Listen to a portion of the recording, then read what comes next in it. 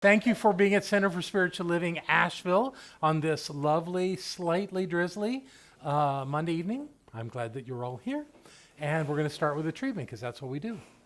So what I know is that the presence and the power of the one intelligence, the one creative force, the one thing that is real, that thing is right here. It's right here in each of us, as completely and purely and infinitely as it is anywhere in the cosmos. That creative force dwells at the point of us, and it will reveal itself, and it will be usable to the exact amount that we accept it, that we understand it, and that we use it in our lives to create whatever it is we're here to create. And I believe that because people have come together around this idea of prosperity, that's what we're here to create, some prosperity in our lives. And by doing that, we lift ourselves up and one another. So I bless this night, this time, and each one who joins in this conversation, knowing that all is unfolding in perfect order and that God is still all there is. And with gratitude and love, I simply let that be. And so it is. So it is. Wonderful. Excellent. All right. As people find their way to their seats, or some of them away from their seats, I think probably I'd like to quickly start with just a conversation about last week. Last week, you worked pretty hard. I had you anybody that, who was not here last week? Okay, we've got a few people here for first night, it's fine. We went through a process of releasing, a very powerful process for me that allowed us to let go of stuff that doesn't serve us anymore. And if the story I learned from my first teacher, Ken Dyers, and Carolyn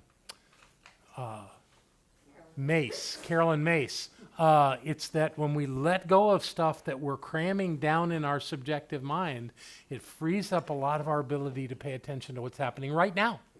And that by doing that, we actually get smarter. We're able to use that and make that work in our lives and be more present in the current moment. So we did that work last week. Anybody have anything about that process or what has happened during the week that they'd like to share? Those that are watching on the video, we're going to pass this mic around. You may not see the person speaking, but they're really here. Yeah, that exercise really blew me away. I was able to release, and then later, when you also gave the assignment of bringing it into present day, that's when it got really intense for me. And two of the things that came up for me during that process was to forgive God and to forgive myself. There you go. Those two things made a difference. And then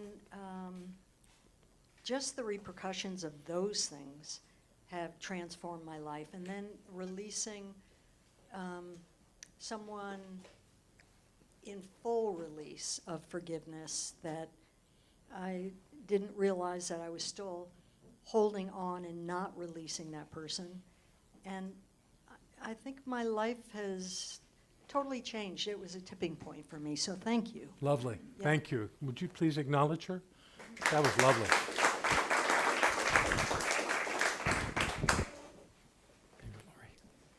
So I wasn't here last week, but I listened to the class and did the exercise this morning. Great. And at the strong request of my friends here. And I recently had something, without going into story, with my niece, someone who I care for very much, and kind of taking a time out with each other. But I was kind of on it a little bit, and even though love's in my heart, it wasn't really clean and pure. And out of doing the exercise, I was really able to release her. I did the string heart to heart, and it felt really, really good. And I'm just in love in terms of when I think of her, and then the self-love came in as well. So it was beautiful. Very nice. Thank you. Okay, so as I was doing the exercise, the first thing I noticed that there was a pattern through the exercise that I could see where my challenges were a lot with a lot of people. The other thing is that I saw for every challenging thing I saw in this person, I saw a really positive Very thing nice. as well. And the third thing I noticed was that every trait that I saw in somebody else was within me, and that was a real eye-opener. Well, you And found that on your own. Good for you. yeah, and I've really taken a different look at myself now and how I approach things, and yeah, so it was really eye-opening. Beautiful. That's great. Speaking of that, yay. Thank you, Darcy. Speaking of that heartstring connection and cutting it and bringing it back, releases you to give you the freedom to choose whatever you want. I mean, it may be that it's really time for that person to just move on and for you to move on, and you got what you were to get. Some relationships are for a season or a reason or a lifetime. But those seasonal ones, it's time to let them go. But sometimes when you release it, it allows you to have a fresh perspective on it, and you might be able to recreate that relationship with some different rules. To say that one thing that just has, in my mind, worked so well with that is don't expect people to be different than their nature. Somebody lies to you, know that they lie. Doesn't mean you have to be mad at them, just know it. So that when they say something, that could well be a lie, and don't let it get to you. And then they can be who they are, and you can be who you are, and, if you don't want to be around someone that would lie to you, end that and let them go. But, some people just know that people can't deal with that level of honesty, and they're finding their way, and you don't want to be, in the position of having to fix them, because you can't. So if you want to love them the way they are, and just know that's who they are, and don't get caught up in the drama of it all. That has helped me in so many relations, especially with family people. Wow. Great. Anybody else have any thoughts, anything that came? Robin.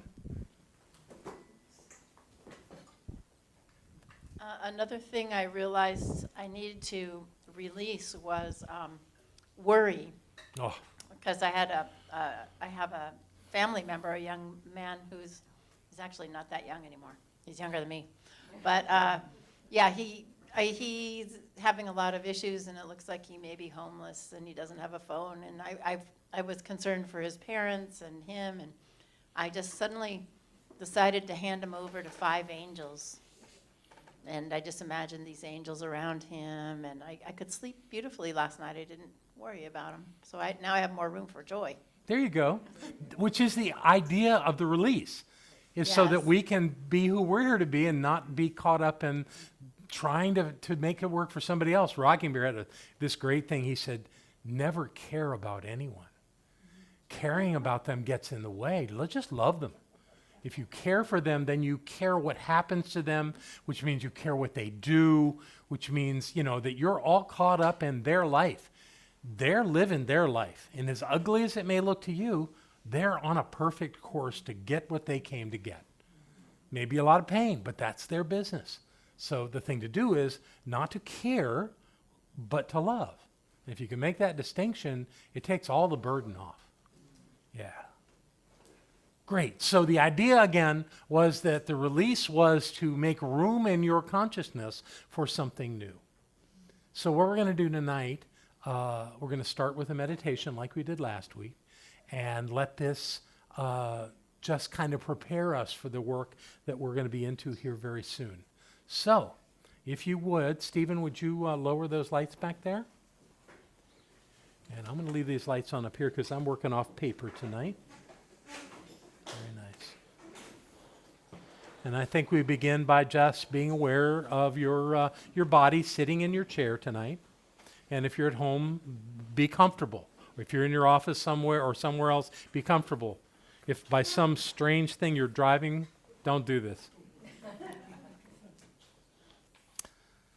So in that comfort, you want to release any tension that might be in your head. We often hold tension on our forehead, our brow, or in our neck or back. Wherever we might feel some tension, this is just a quick scan of our bodies and just let it go. If you can, where you are, if you can, place your feet flat on the ground. And you can put your hands on your legs or in your lap, however that works, to where you can just let them relax into the moment. What's most important right now is that your body is comfortable and that you are present in this moment in a relaxed state to receive the blessings that are before you. So be aware of your breath. As you breathe in, notice the air moving through your nostrils. Notice how your breath comes in and through your air passage all the way down into your chest. Be aware of the temperature of that air, how it's a bit cooler than your body. Be aware of, as you exhale, that air is warmer.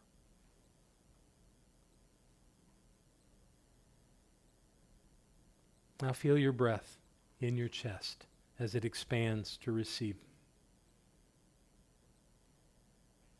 And then contract. Expand and contract. And be aware of your breath's cadence. There's a rhythm to your breathing that is natural and normal. It does it all by itself. You don't have to think about it. But there it is. Your chest rises and then falls with every breath.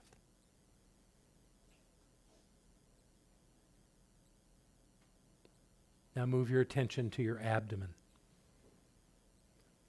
And notice how your abdomen expands with each in-breath and deflates with each out-breath. Allow your breath to flow freely and naturally in and out.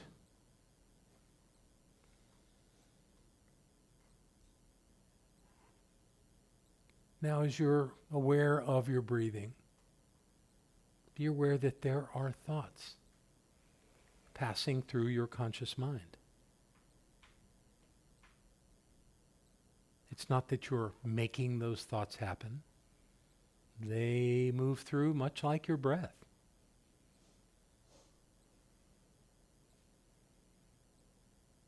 Perhaps these are simply fleeting thoughts. Nothing really important, just noticing something, a sound, a feeling. Notice how quickly they come and go. Or perhaps they're thoughts that are bigger, thoughts that are more present in your mind, thoughts that linger longer. Either way, just observe them. Notice how thoughts are almost always there when you notice them. Observing your thinking is the process of mindfulness. It's the process of being aware of being aware.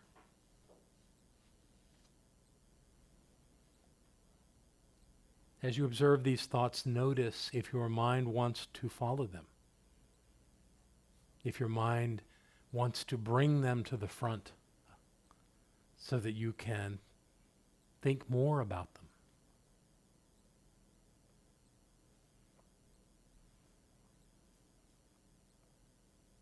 If there seems to be this desire to expand on them, be aware of that. See if other thoughts follow, recalling something that may have happened earlier today, or who knows, maybe long ago.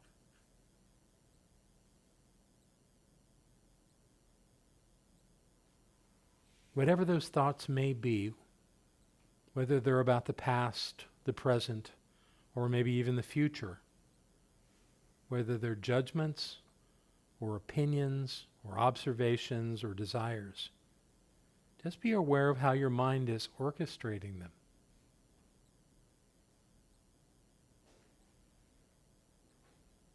Perhaps your mind is ignoring some of these, pushing them away, or calling them close. The only task you have right now is to let these thoughts move through your mind. As you witness each thought coming into your awareness, let it simply be an observable event, a unit in the field of your conscious awareness. Notice how each thought has a beginning, a middle, and an end. Continue observing each thought as it comes and it goes.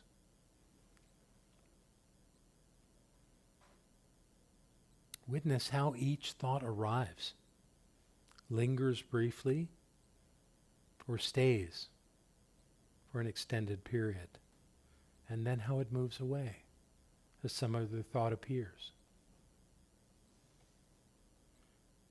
Our thoughts are like clouds, arriving out of nowhere, then fading and dissolving into nothingness.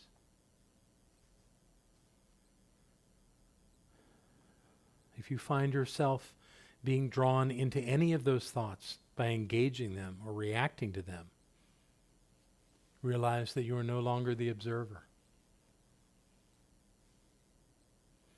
Engaging these thoughts immerses you in the activity of that idea. When this happens, all you have to do is come back to the perspective of observing each thought as being separate from you. See if you can tell the difference.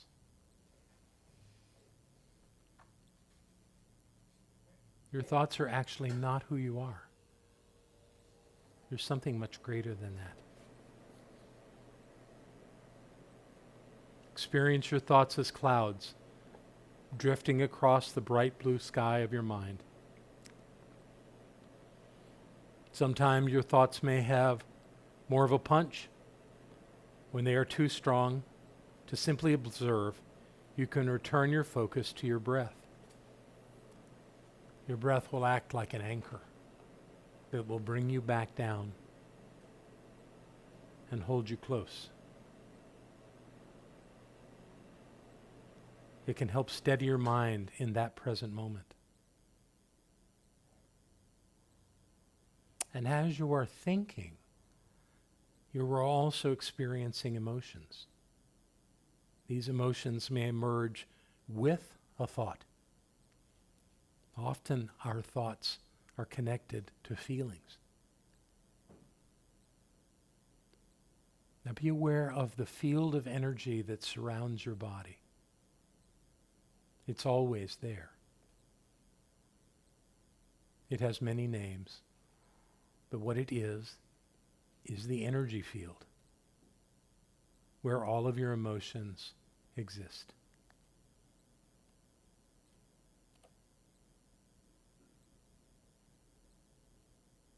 Notice how far your energy field extends from your body. Perhaps it's just a few inches, or perhaps it expands further than that.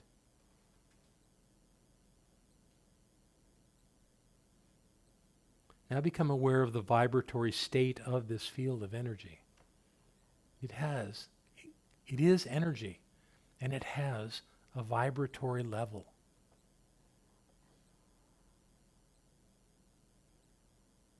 And as you're aware of that, can you give it a name? Is it boredom? Is it anxious or peaceful or something else?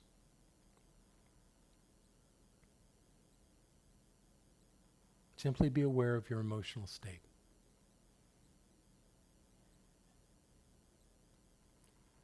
Be aware of whether you're welcoming that emotion or resisting it. Whatever it is, just let it be there. No judgment. Just observe. Emotions are energy. They have no power over us. They have no power over you unless you let them.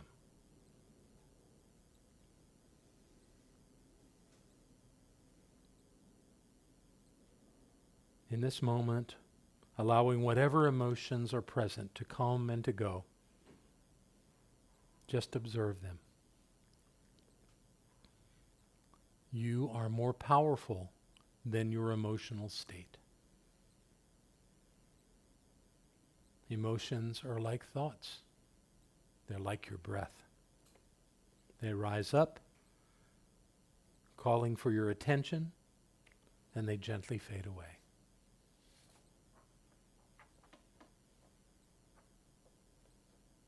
When emotions seem too intense, simply return your attention to your breath, allowing the energy to diffuse.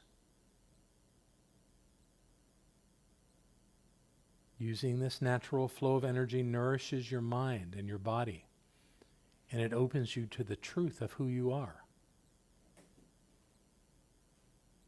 Allow your breath to be your focus now. Use it to navigate moments of stress or difficulty. Your breath will always bring you back into balance.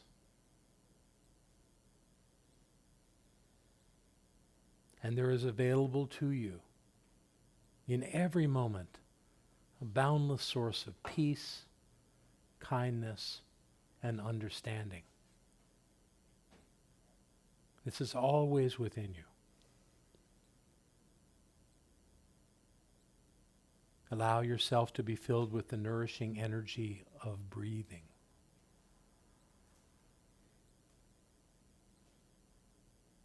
Allow yourself to be in a state of loving kindness.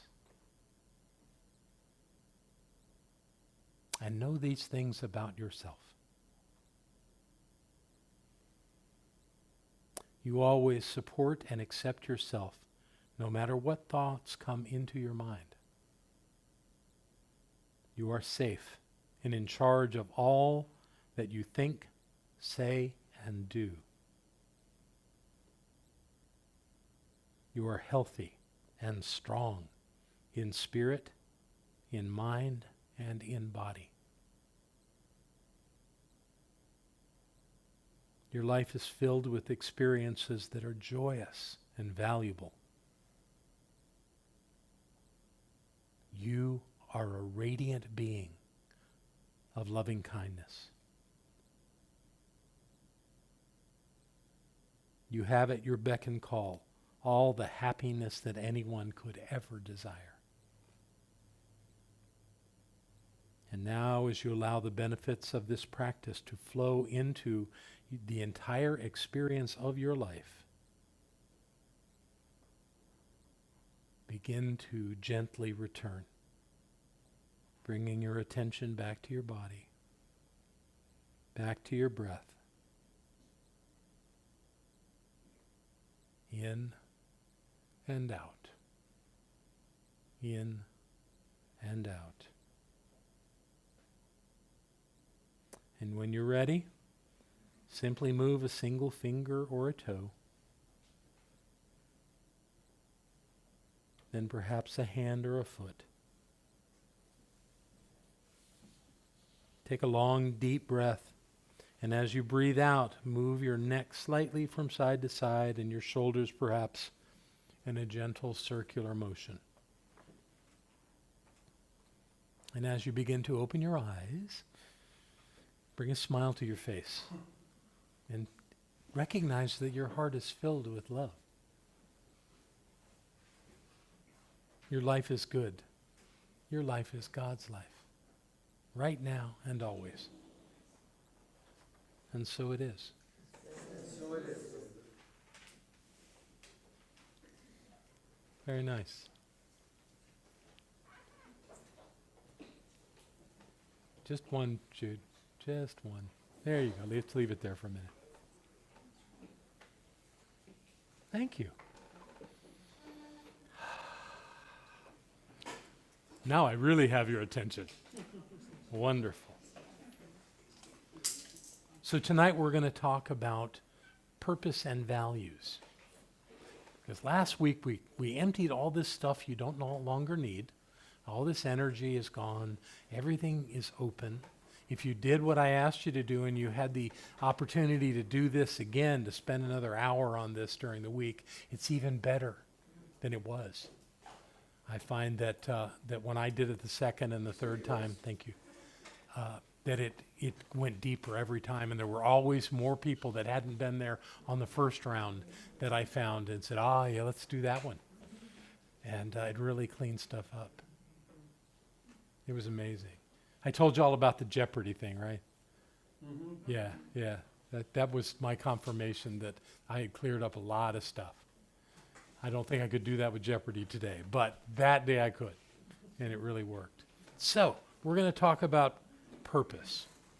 I believe that purpose is the strongest force that we have as human beings. That if we want to have a really effective, meaningful, full, rich life, we really need to know why we're here.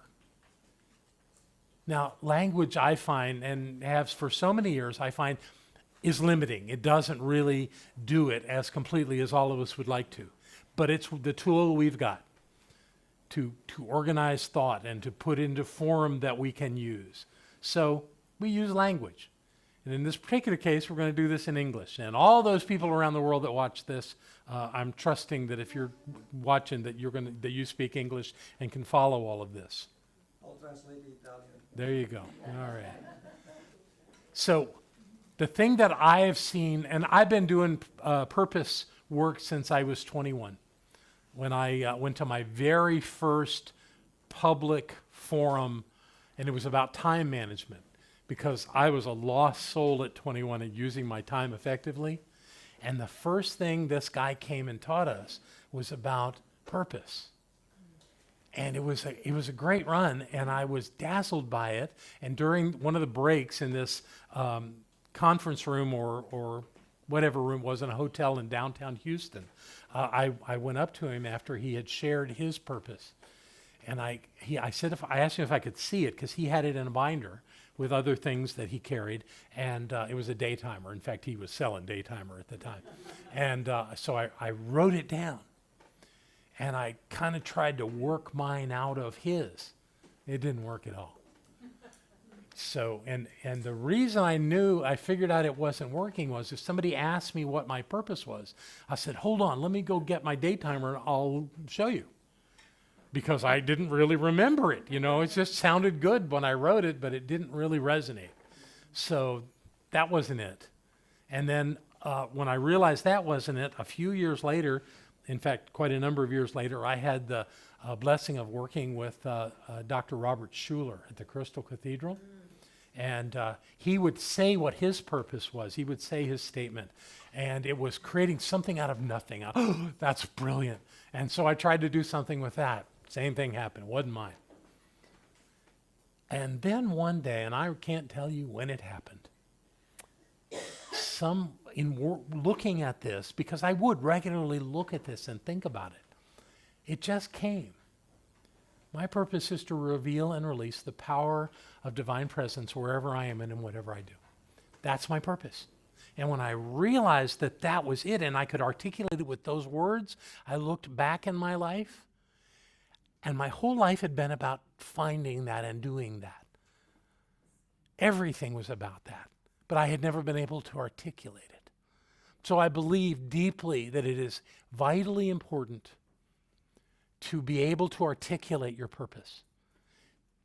It's nice to tell other people what your purpose is, but it's really not for them. It's for you. And I'm sure there are people in this room that have either done this work with me in the past or on their own in some other forum or way have found that this is important and have created a purpose statement. And that's great. Those of you that are there, you just work with me tonight and, review all of that and look at it and see if there's some little angle or nuance in all of this that you can add to that process for yourself. But I'm going to teach this as though nobody in the room has a purpose statement. So to actually speak to this in an ancient way, I'm going to use the words of Rumi. as translated by a man named Coleman Barks. Anybody know Coleman? Teacher in, a professor in at University of Georgia, Athens. Great guy. And he became the quintessential translator of Rumi poetry. And this is early on in a book that he called The Illuminated Rumi. And I want to share it. Really makes sense to keep my glasses in my pocket, then they're close by when I need them. This is called The Real Work. Rumi says there is one thing in the world that you must never forget to do. If you forget everything else and not this, there's nothing to worry about. But if you remember everything else and forget this, then you have done nothing in your life. It's as if a king had sent you to some country to do a task, and you perform 100 other services, but not the one he sent you to do. So human beings come to this world to do particular work. That work is the purpose, and each is specific to the person. If you don't do it, that's as though a priceless Indian sword were used to slice rotten meat. He gets very graphic here. It's a golden bowl being used to cook turnips, when one filing of that bowl could buy 100 suitable pots. It's a knife of the finest tempering, nailed into the wall to hang things on. You say, but look, I'm using the dagger. It's not lying idle. Do you hear how ludicrous that sounds? For a penny, an iron nail could be bought to serve the purpose. You say, but I spend my energies on lofty enterprises. I study jurisprudence and philosophy and logic and astronomy and medicine and all the rest. But consider why you do these things. They're all branches of yourself. Remember the deep root of your being, the presence within you. Give your life to the one who already owns your breath and your moments. If you don't, you will be exactly like the man who takes the precious dagger and hammers it into the kitchen wall for a peg to hold his dipper gourd. You'll be wasting valuable keenness and foolishly ignoring your dignity and your purpose. So I don't take this lightly, and neither did Rumi. This work that we do tonight is critically important to a prosperous life. And this is what we're going to look at. So I'm going to give you a formula tonight for doing this. It's only a starting point, but in past years when I've taught this, I've had to kind of race through it because I wanted to do about 3 times of what I want to do tonight. So I've really cut this down. We're only working on 2 parts of this tonight. We're working on purpose and values, and they go together. So what we're going to do is take this a piece at a time and look at how this is done, why it's important, and get you started on having this in your life. So the first thing we're going to do is look at the benefits of living a purposeful life. When you're living a purposeful life, you're easily and regularly inspired because you're doing the things that are in alignment with your purpose. So everything that you're doing relates to you being successful, to you being prosperous, to you creating a life that has meaning and value for you. There's a thing that the transcendentalists did early on when they came to the United States. They would charge you a decent amount of money, but this was back, I think, in the 60s or 70s. They would charge someone a decent amount of money to give them a mantra. What Barbara tells me is when she bought hers, she found out years later that there were only 5. And the guru would just give you one of them. None of your statements of purpose should ever be the same because they're not the same. Even if you use the same words as somebody else, they mean something different than they do to another person that would use the same words. Everything is specific to you. It has to be. This is not a cookie cutter. This is about you. I'm giving you a vessel to do this from, but not what goes in the vessel. You have to do the work. You have to be the one that seeks to have this knowledge and to use it. And by doing that, you will live an inspired and inspiring life.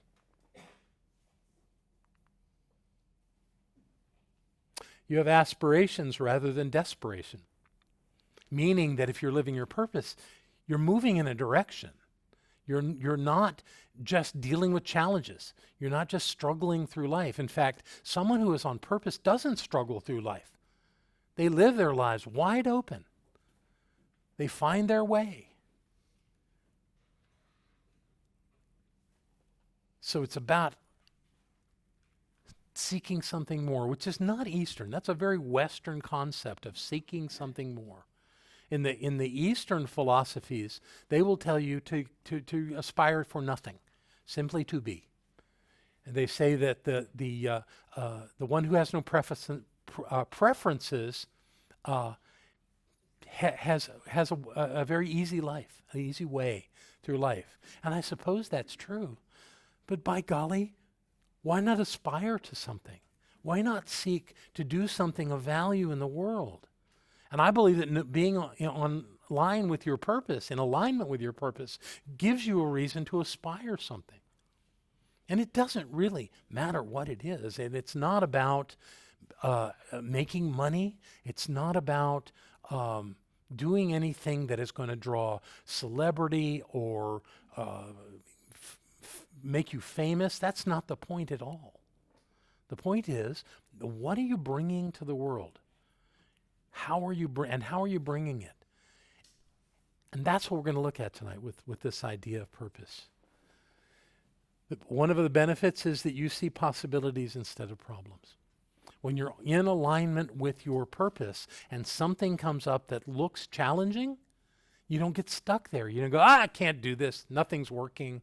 This is a mess. I give up. You can't do it if you're on line with your purpose. Because your purpose is kind of like the driving force of your life. It pulls you toward the being the one you've come to be. And it is no way a destination. And I'll say that again later. It's not a destination. It's a direction. I think that that having a purpose is like having a compass, so that you always know what direction you're moving in. And when you do that, even when there are problems, they are overcome easily by comparison. Whereas if you don't know where you're going, you may be spending time spinning your wheels, doing something that isn't really going to help. So the idea is to be in the possibility, not in the problem.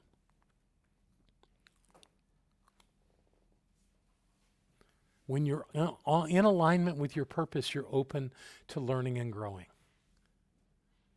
This doesn't mean you have to go after getting degrees. It's like being in this class is a real statement that you are looking for more in your life.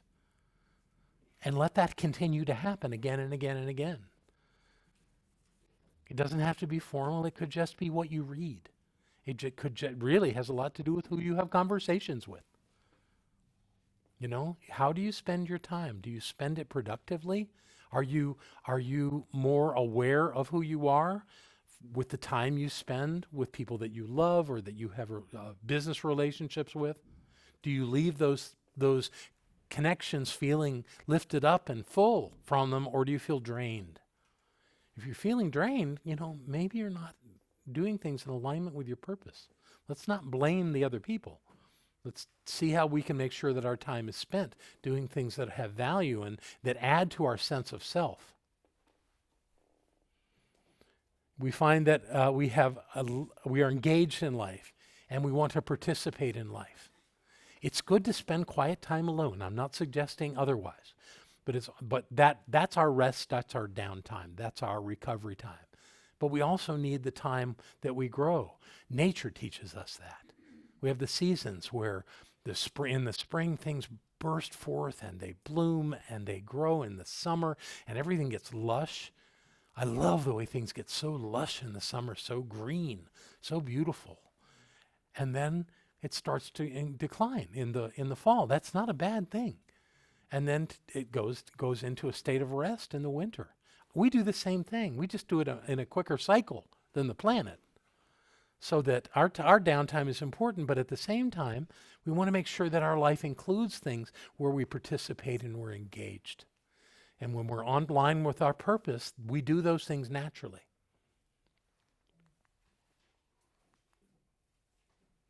You can live in a state of poise and grace when you know your purpose. Poise is a great word. That was Ernest Holmes' word. I learned that word from him.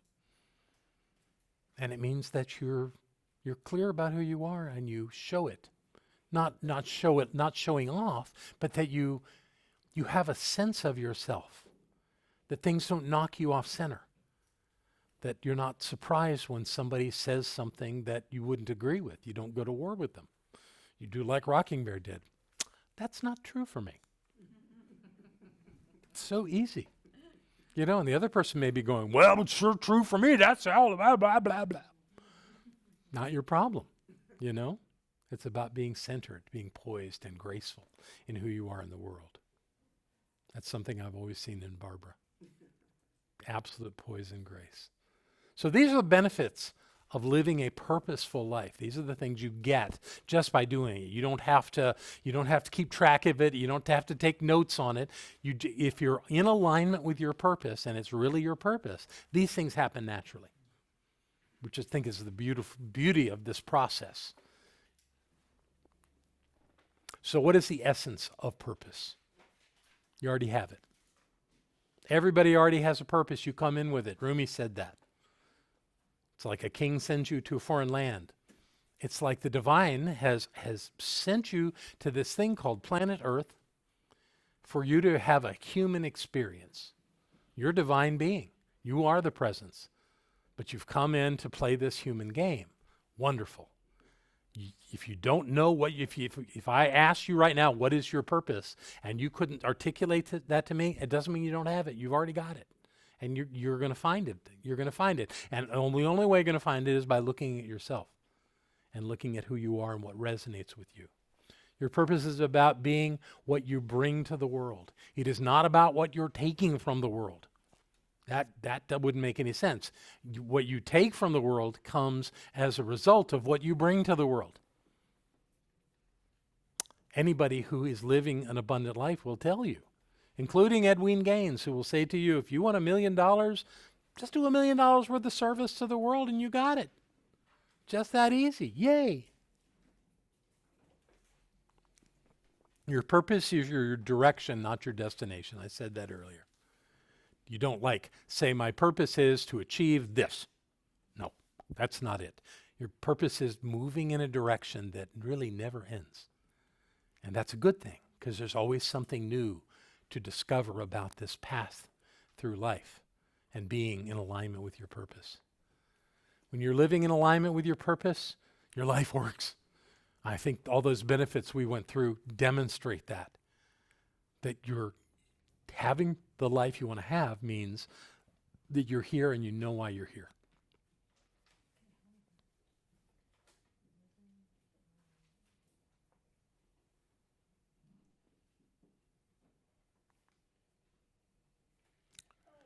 Oh, you want to see that a little bit more? There you go. Okay, write it down.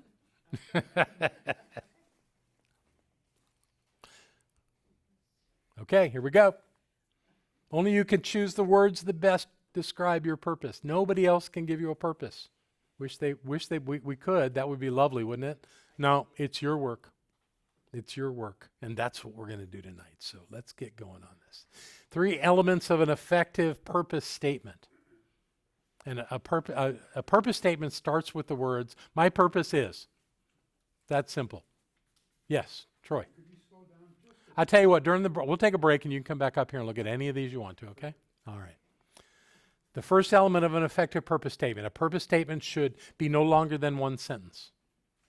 I've seen purpose statements that went on for an entire paragraph. That's ridiculous. 1 sentence. My purpose is to reveal and release the power of divine presence wherever I am and in whatever I do.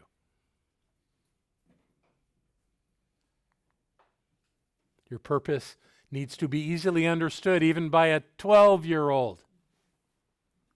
So it's not about being flowery. It's not about using big multi-syllable words. It's about being real about who you are. That's what it's for.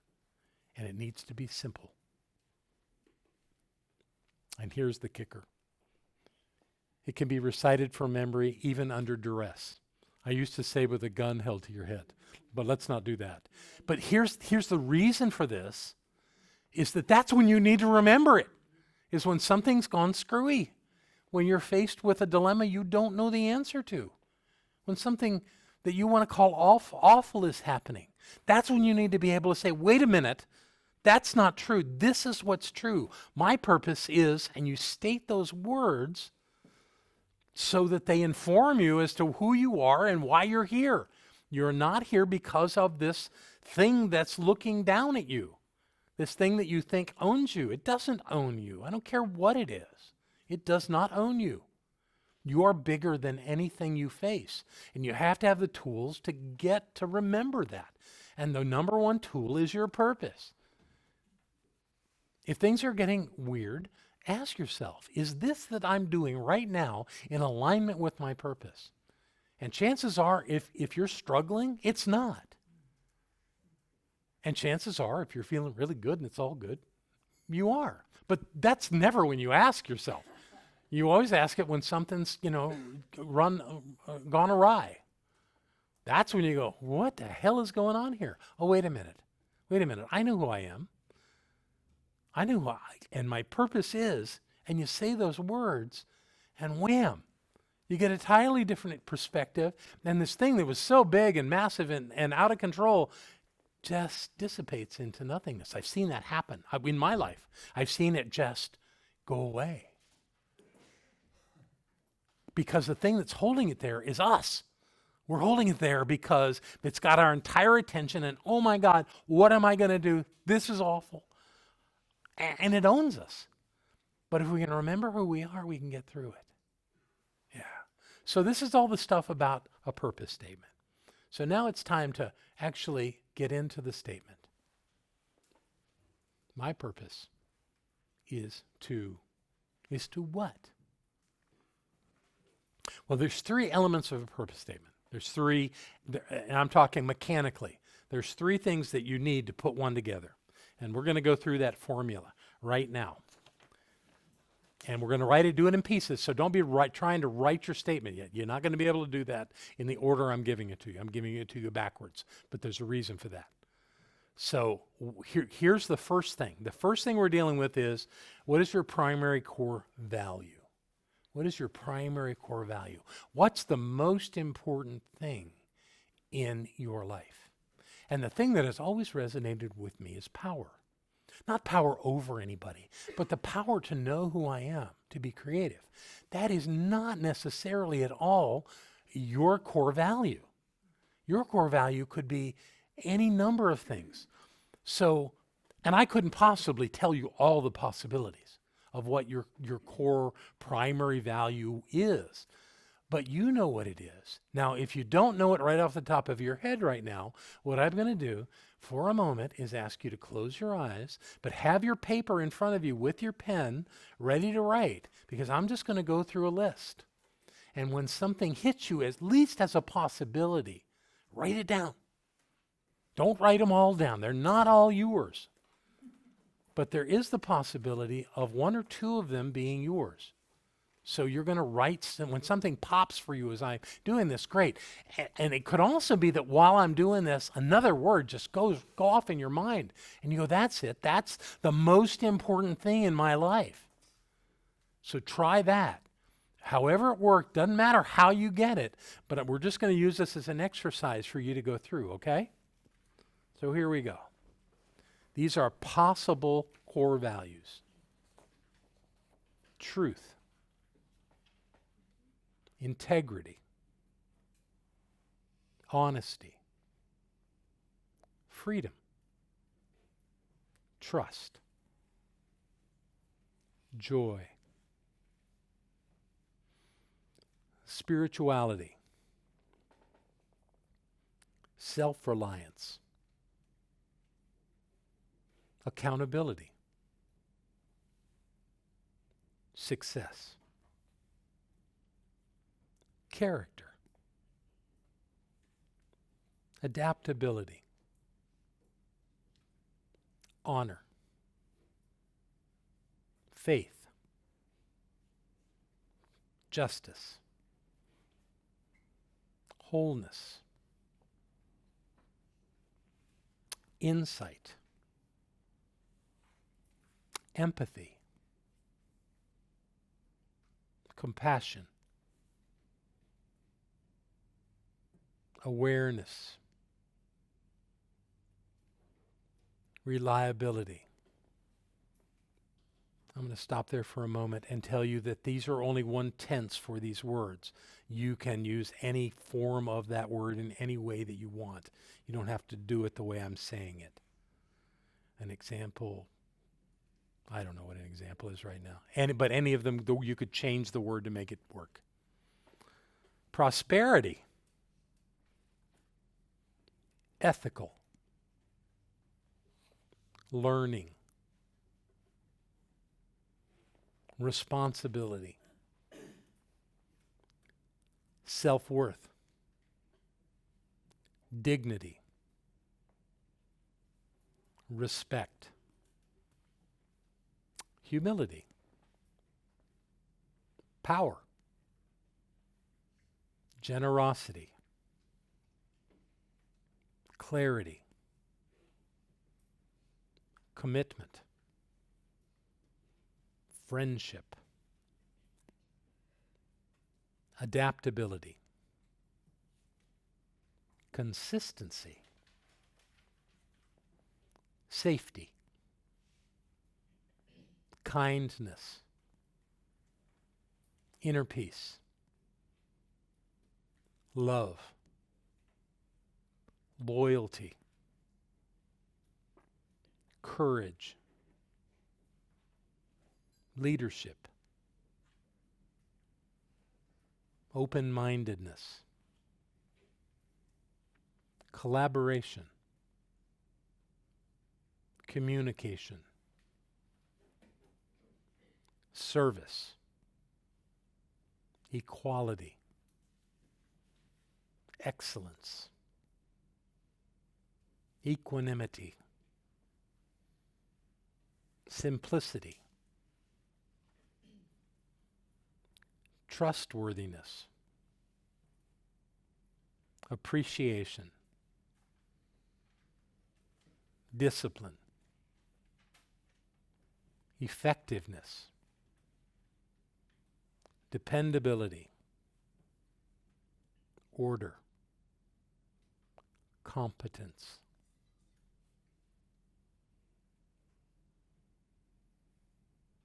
Everybody find a word or two? Good. Good. If you got more, that's fine. That's not a problem at all. All right, so that's your primary core value that will be stated in your statement, your purpose. One of those will. You're going to have to decide which one it is. It might be two. If two are really aligned and go together well, that could be. But my guess is the one you're going to use at least to begin this process is on the list that you just made. It's somewhere on there. So look over the list. Is there one of them that just absolutely pops out at you as the most important thing in your life? If there is, circle it. It's going to save you struggling with it later.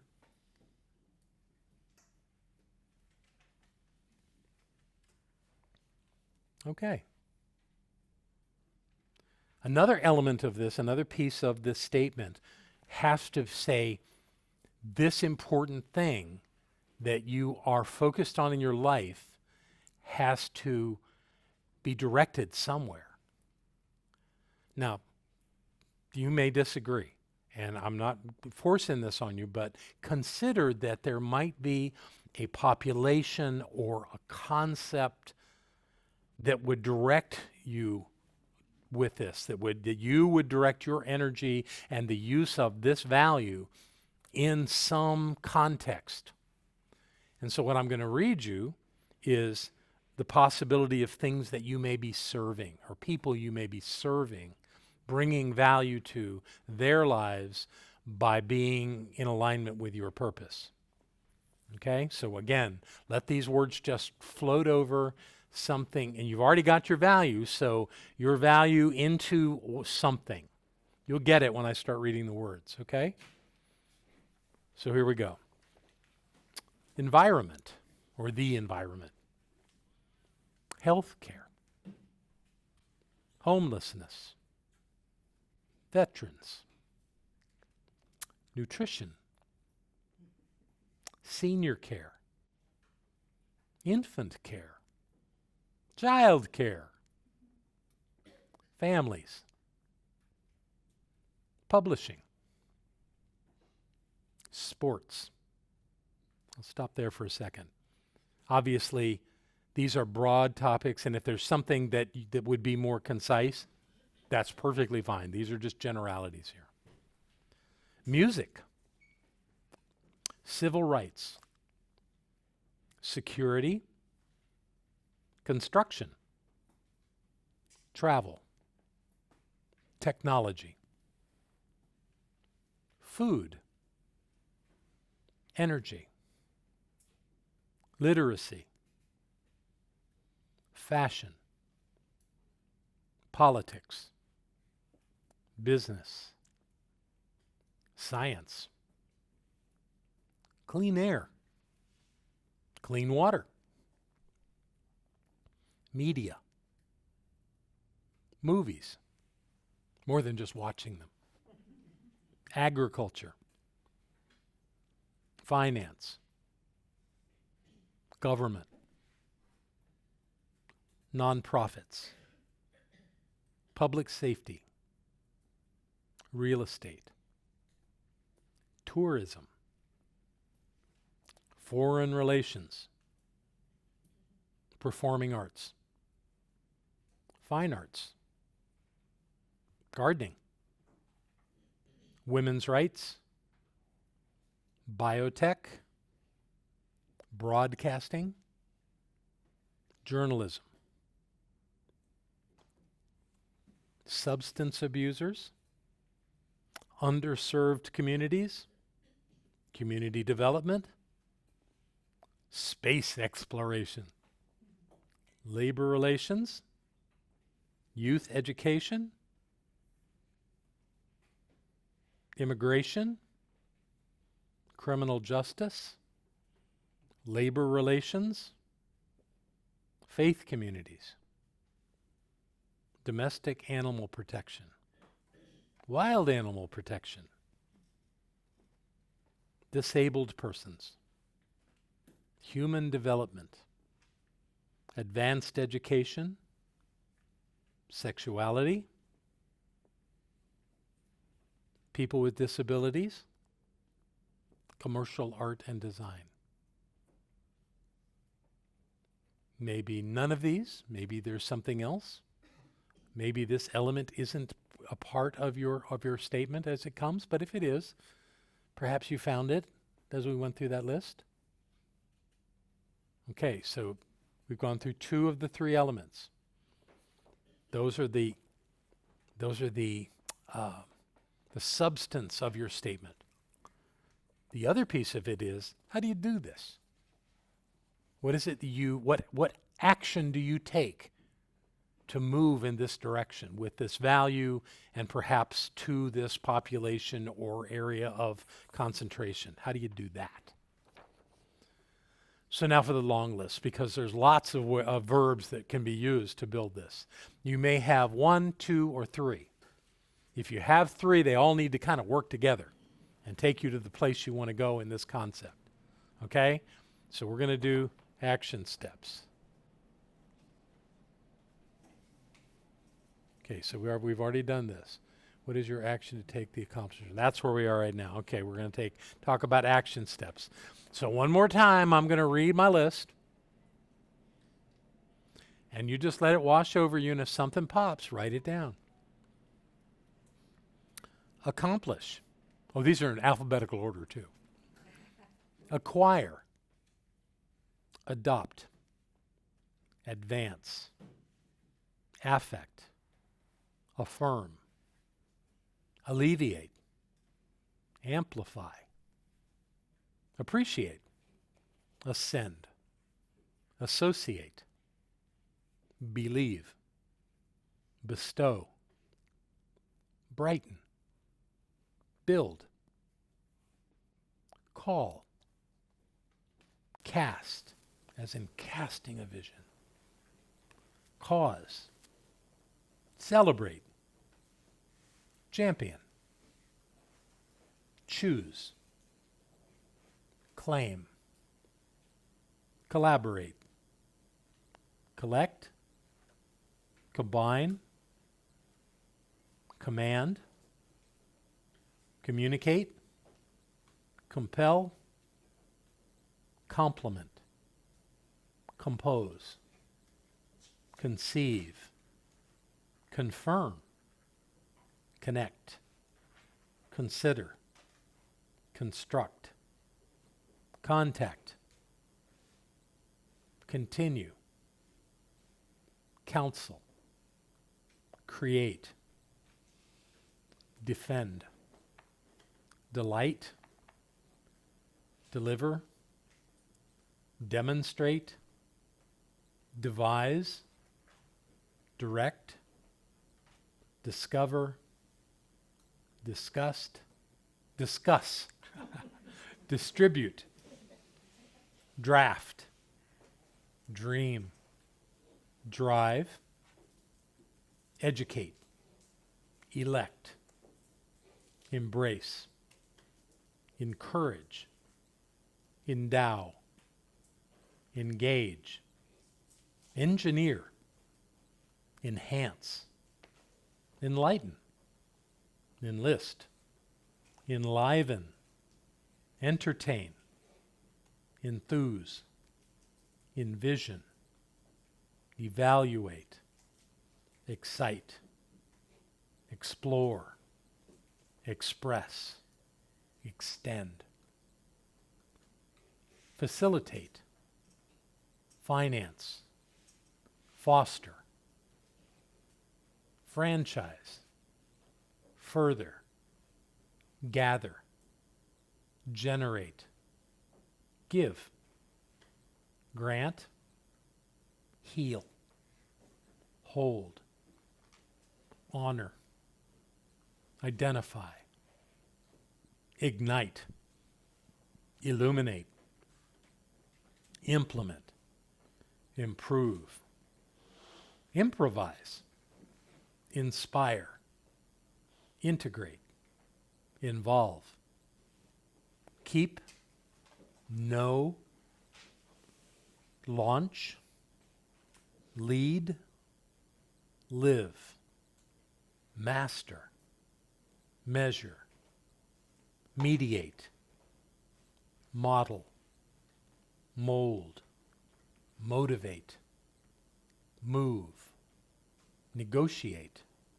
nurture, open, organize, participate, pass, perform, persuade, play, possess, practice, prepare, present, praise, produce, progress, promise, promote, provide, realize, reclaim, reduce, refine, reflect, reform, regain, relate, relax, release, rely, remember, renew, resonate, respect, restore, return, revise, sacrifice, safeguard, satisfy, save, sell, serve, share, speak, stand, summon, support, surrender, sustain, take action, tap, team, touch, trade, translate, travel, understand, uphold, use, utilize, validate, value, venture, verbalize, volunteer, work, write. So whatever worked for you there, and you wrote it down, you now have the makings of your, at least your initial statement of purpose. Now, statements of purpose are living things, so they change. But you got to have a starting point, somewhere to work. So if you've already got one, great.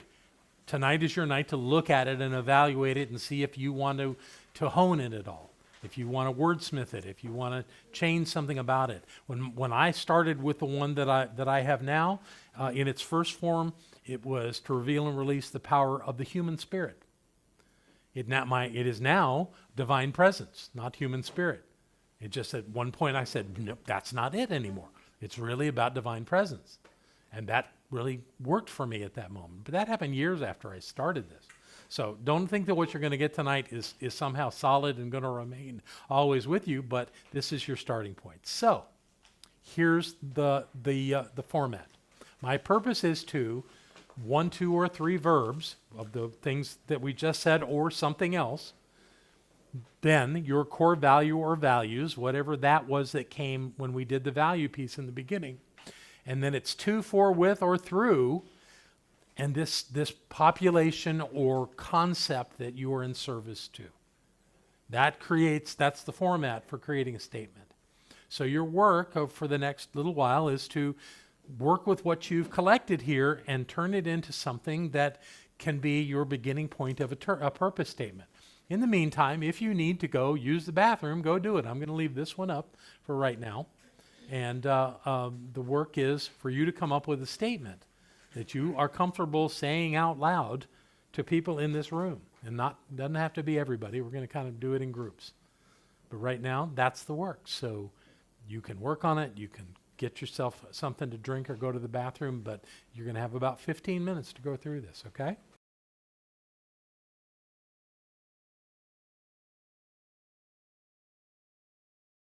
So what I want you all to know is that are watching online is that everyone in the room has worked on a purpose statement and they've shared them in small groups. And I invite you to do the same. Obviously, you're probably not sitting in a room with a lot of other people, but when you're ready, and don't wait too long, share your statement with somebody. Tell them this is what you're working on and share it with them and let them reflect it back to you so that you're not doing this in a vacuum. And these folks here are not doing it in a vacuum. And what I want to ask is for those of you in the room now to nominate someone who you think has a very impressive statement of purpose. Not your own, somebody else's.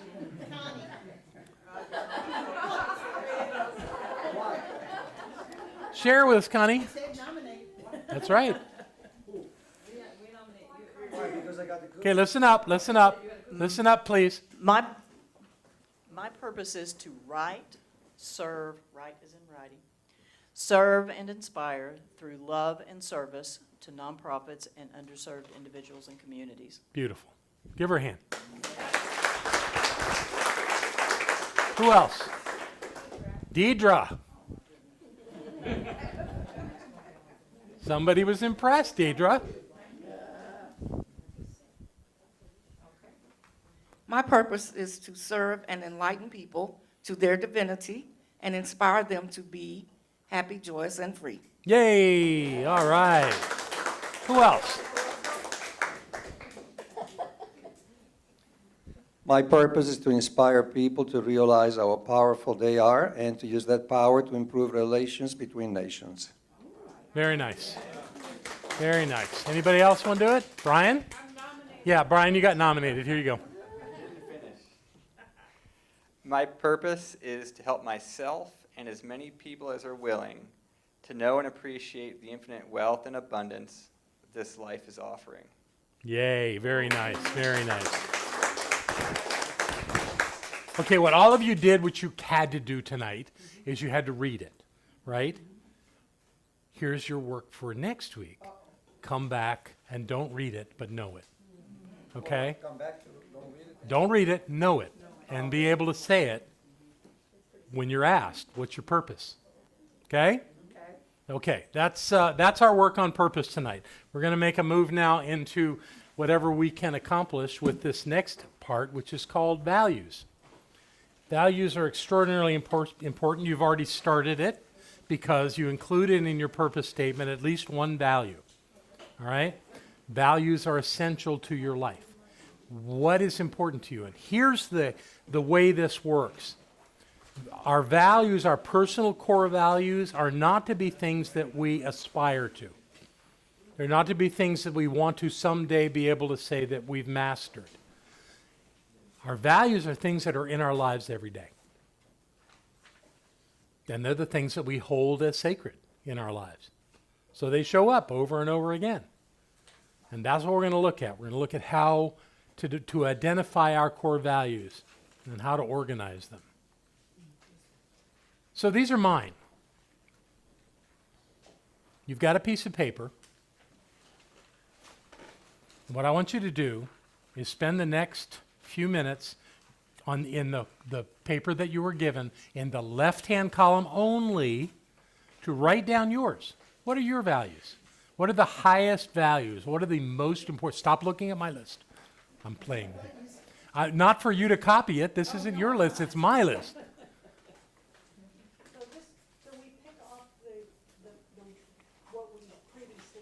Either or whatever comes to mind now. You've already done some good work around purpose. Here's the one thing about your values: they must be in alignment with your purpose. Must be what? In alignment with your purpose statement. They can't be that your purpose is all about healing and your values are all about something contrary, not contrary necessarily, but totally disconnected from that. They want to align. They're not the same thing, but they're different aspects of one thing. They are the totality, and it's not that we just have 12 values. That's how many spaces you have on that paper. You probably have hundreds, if not thousands. But we're looking for the primary ones, the top ones, the most important ones in your life. And I want you to write them in that first column. Okay? That's your assignment right now.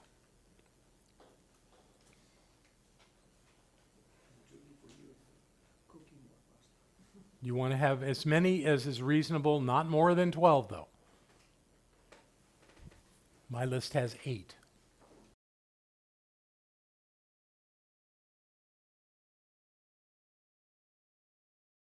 So let me tell you a little bit about this list that you've just written. These words, these concepts, only you can define. Only you know what they mean. They may not mean the same thing to you that they mean to the person sitting next to you, but they mean something to you. They have relationships, these words. Some of them are compatible, some of them may not be compatible. The example, and you can disagree with this, I have had people disagree with this, but let me give you an example of what that might look like. Suppose you have on your list the word love. Most people do. Suppose you have on your list at the same time freedom.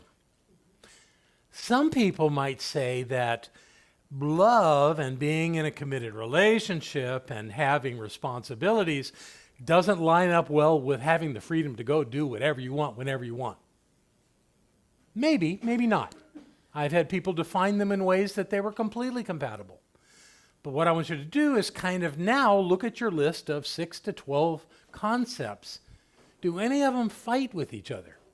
Do any of them send you in different directions? Or do they all seem like they could work together as a team?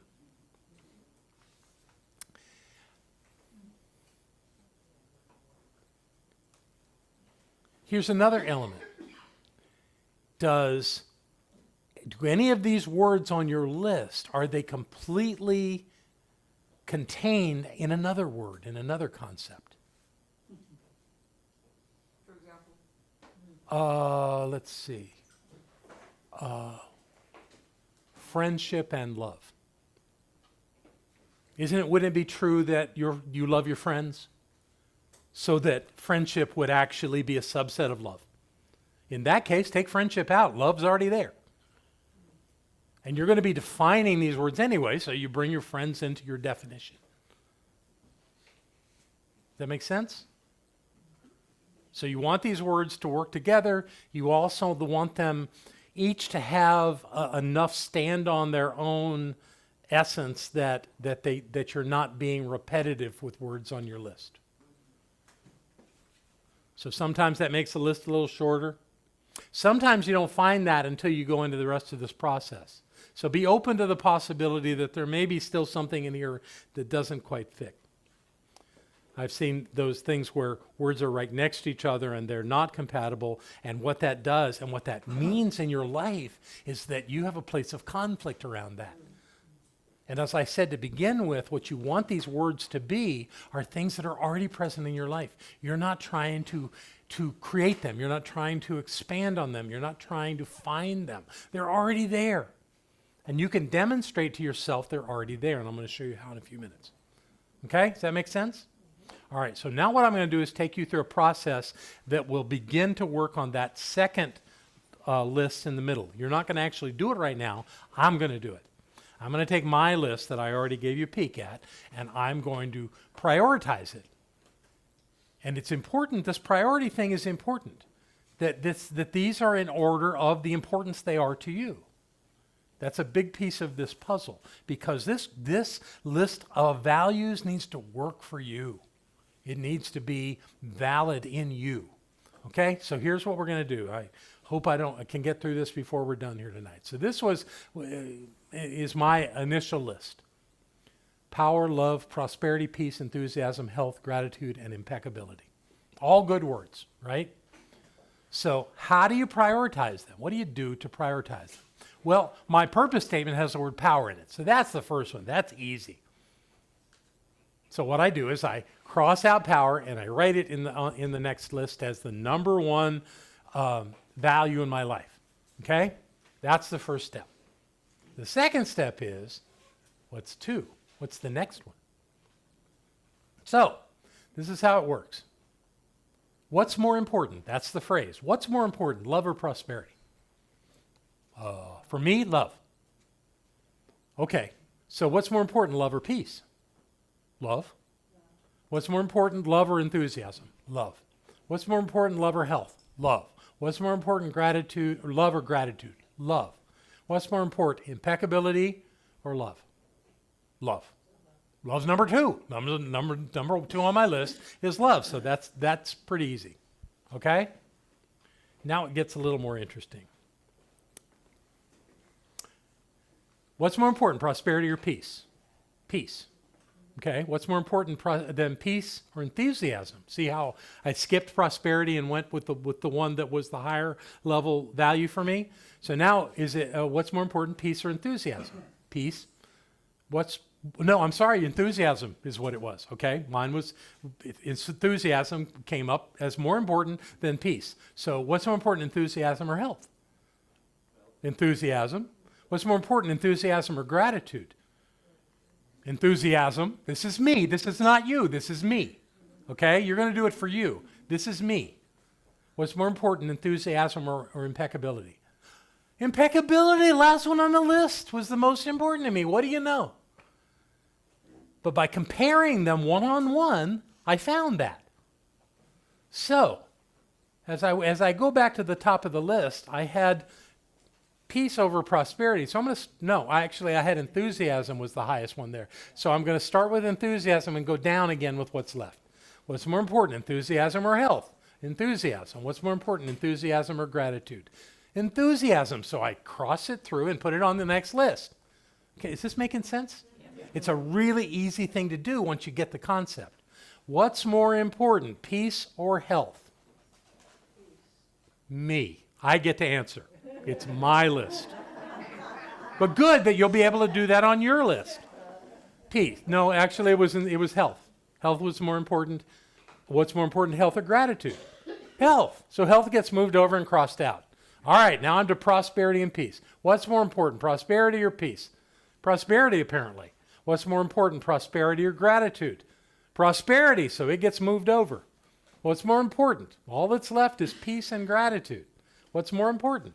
Peace. Cross out peace. What's the last one? Gratitude. My list is prioritized. This is the list in order of priorities in my life. I hold these as the highest, and these aren't low because these are the top priorities and values of my life. They're all important, but this is the order I put them in. This is how I work with them. So what I want you to do now is go through that little what's more important and prioritize your list. It's only going to take you a couple minutes.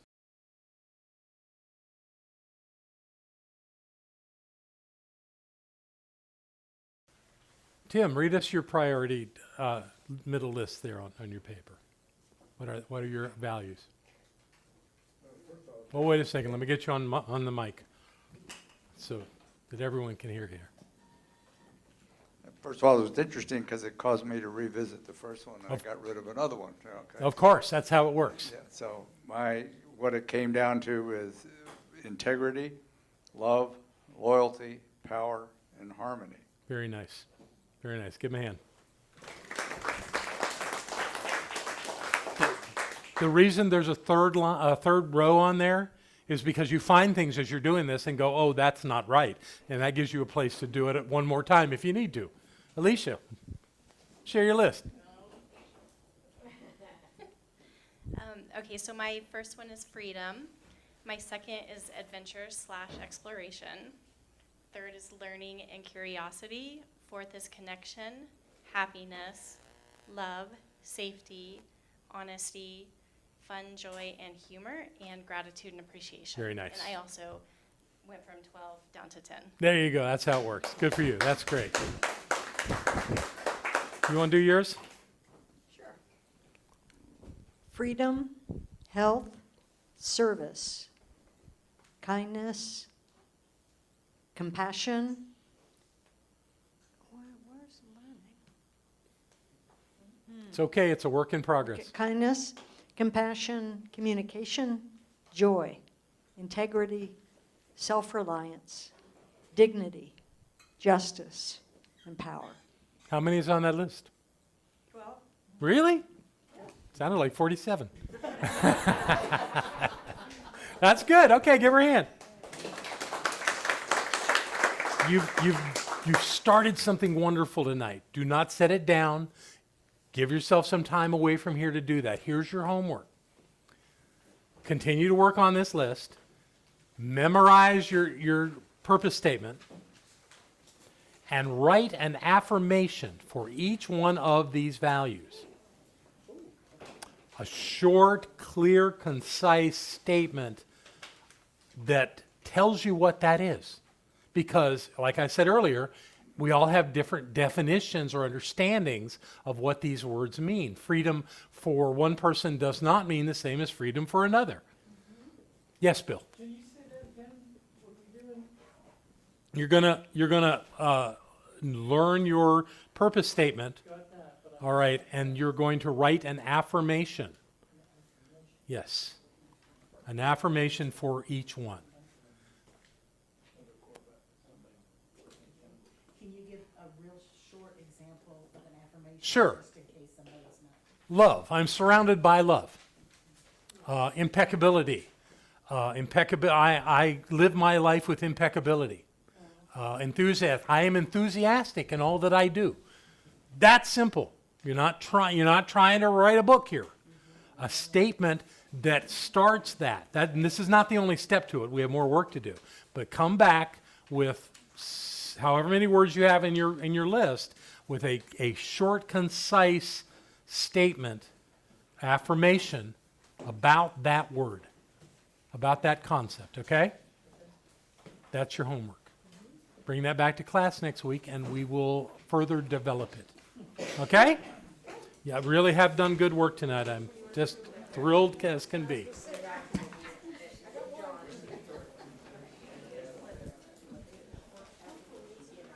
So once again, it's time to acknowledge our center financially. And I know that many of you support this center on Sundays and through our website and in lots of other ways. And it's important to flow into this class. It's important because it tells you, stay with me everybody please, it tells you that you're getting value out of this. If you take this basket and don't relate to this, then you're not going to take much from here. I want you to take a ton of value from this class. I want this to mean a lot to you. So put something in this basket. And if you didn't come prepared tonight, we got 6 more classes after this. So get good at that, putting something in these baskets. It's for you that you do that. Yes, it supports the center, but it's good for you to do that. Some of you know that well and have been doing it for a long time. And this is another opportunity. And as the center is coming back to doing classes and making this an integral part of who we are, this is our opportunity to do it. So what I know is that God shows up in every single way that we can imagine, including with our money, with this dynamic flow of energy that is the currency of our life, the way that we exchange value and joy and that flow of life. We do that with these baskets. We do it to say, yes, this is important, this is meaningful, this has value, deep value in my life, and I'm using it well. So I know that whatever comes into these baskets is blessed, and everyone that puts something in these baskets is blessed. And because of that, life continues to unfold in great and glorious ways. All is well, and all is God, and I let that be so right here and right now, and so it is. Thank you.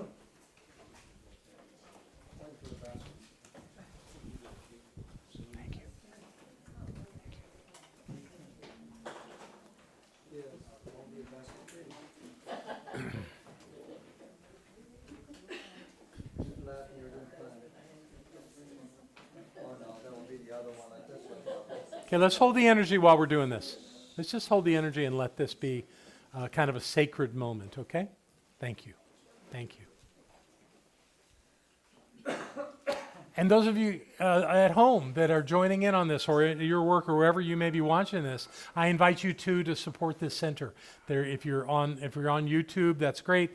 But to give to the center, go to our website, cslasheville.org, and press that donate button, and you can send us a gift and send us a note, because we love to hear from you and know what you're thinking. Thank you.